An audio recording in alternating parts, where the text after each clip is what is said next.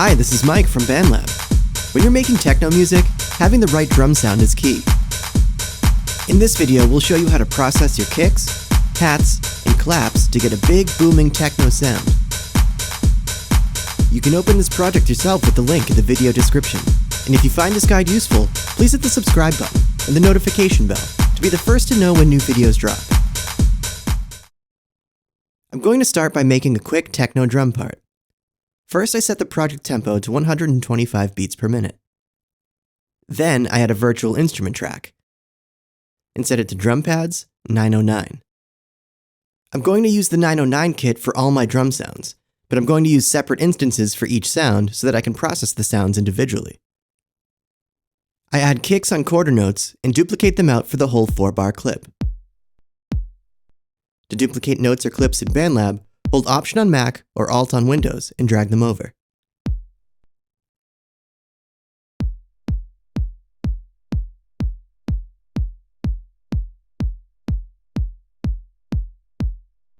I add another 909 track, and this time I sequence open hats between the beats.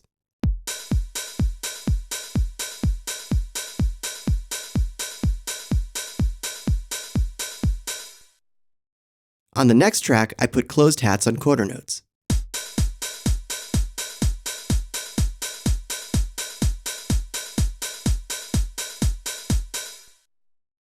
On the fourth and final track, I add claps on the even-numbered beats.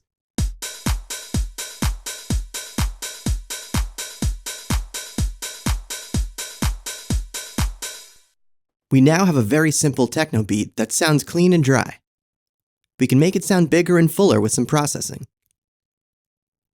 Let's start with the all-important kick. In the effects panel, I add a distortion BL driver effect.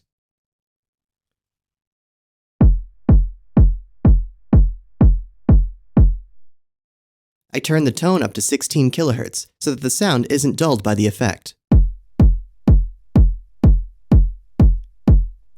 We can use this effect to get some really outrageous kick sounds. I turn the drive up to 10 to hear the maximum distortion. I like this sound. Its rich mids and highs give it a really full feel.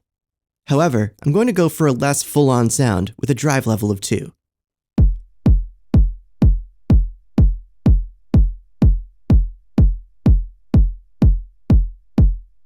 I think this is a good balance of rich distortion and the punchy dry signal. I'd also like this kick to have a rumble layer. I duplicate the track by right-clicking it and selecting Duplicate Track. This new layer is going to be our rumble.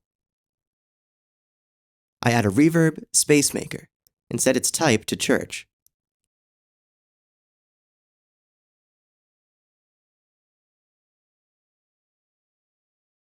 I turn the mix and dampening all the way up, with the width all the way down, and set the size to 6. Setting the mix to 100% means the effect only outputs the reverb sound, with none of the dry, unprocessed signal. This gives us a pounding reverb sound.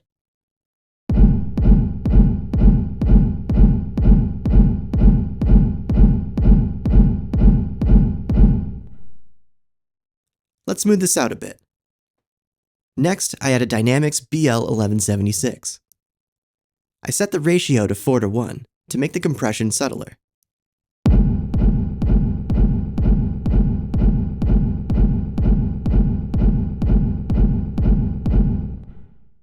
Next, I add a tone multi-filter and set the frequency to 100 Hz to smooth out the mids and highs. On its own, the rumble now sounds like a distant club.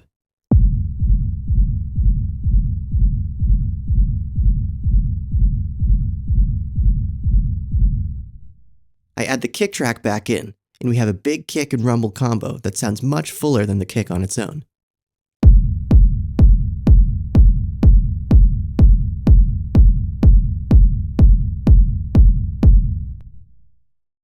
I balance the tracks by setting the kick to -3 dB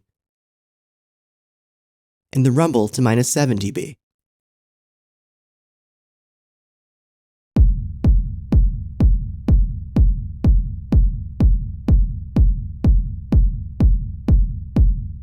Now let's enhance the hats with some similar processing.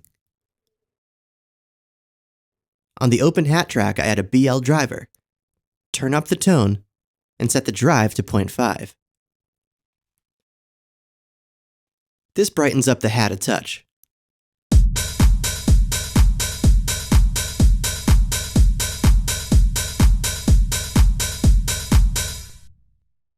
I then add a reverb, studio reverb, setting the mix to 19%. This gives the hat a subtle reverb that makes it sound more natural.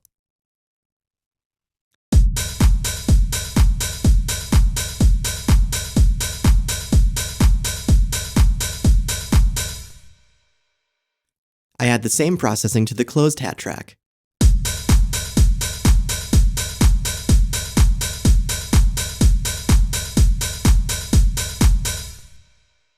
The closed hat track is too loud, so I turn it down to minus 5.4 dB.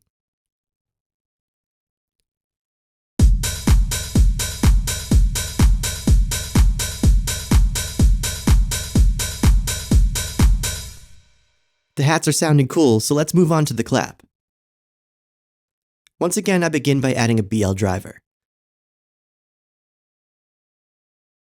I turn the tone all the way up, and this time I set the drive to 1.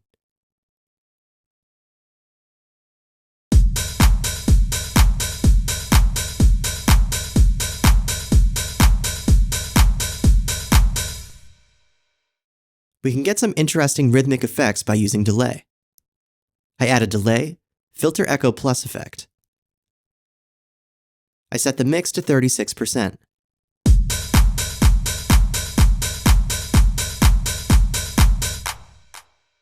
I then change the time setting to something a touch funkier.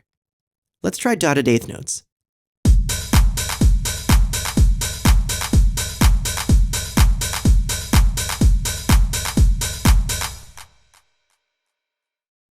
I then add a studio reverb with a mix of 31%. This gives the clap a shiny sheen similar to the hats. To balance the clap, I set it to minus 0.6 dB.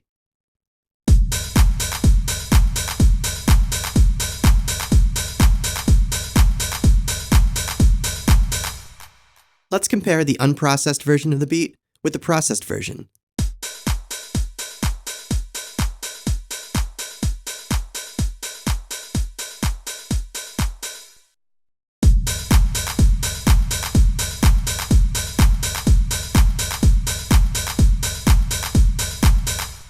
The processed version sounds louder, bigger, and more lively. Remember, you can fork this project and make your own version of it using the link in the video description.